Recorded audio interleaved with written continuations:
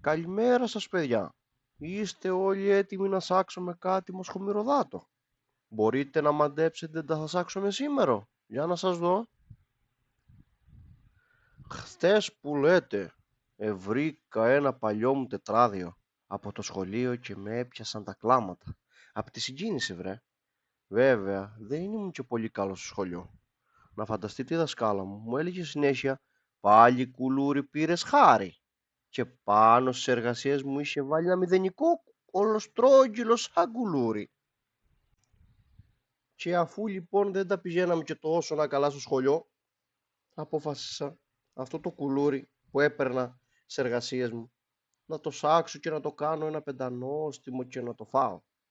Έφτιαξα λοιπόν τότε την πρώτη μου συνταγή, τα μηδενικά σουσα πεντανόστιμα κουλούρια μου, και τα έπαιρνα κάθε μέρα στο σχολείο. Έτσι λοιπόν άρχισε η μαγειρική μου καριέρα. Τι λέτε, να τα σάξουμε και σήμερα? Ας πάρουμε μια μεγάλη λεκάνη για αρχή και ας αρχίσουμε. Τι βάζουμε όμως πρώτα?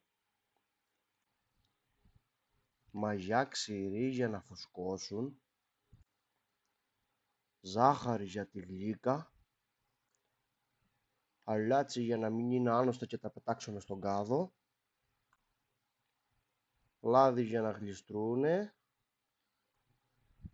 αλεύρι και φυσικά νερό χλιαρό για να μην τα κάψουμε. Και εδώ κοπέλια ήρθε η μεγάλη στιγμή της ζύμωσης. Εδώ θέλει αγάπη, θέλει δύναμη, θέλει χέρια καθαρά. Και θα τα αφήσουμε να φουσκώσουν λοιπόν. Πάμε να ξυπνήσουμε εδώ το ζυμάρι για να το πλάσουμε. Τώρα θα κάνουν μια βουτιά μέσα στο σουτσάμι.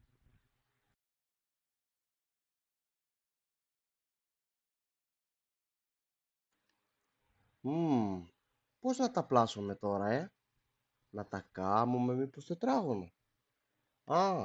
Θα τα κάνω σαν μηδέν. Ένα ολοστρόγγυλο κουλούρι σαν εκείνο που μου έβαζε η δασκάλα μου. Και θα τα βάλουμε στο ταψί να τα ψήσουμε. Ωφ, ωραία που μύρισαινε το σπίτι. Καλή σας όρεξη κοπέλια. Και μείνετε συντονισμένοι. Γιατί έρχονται συνταγές από το χάρι το ζάχαρη φυσικά.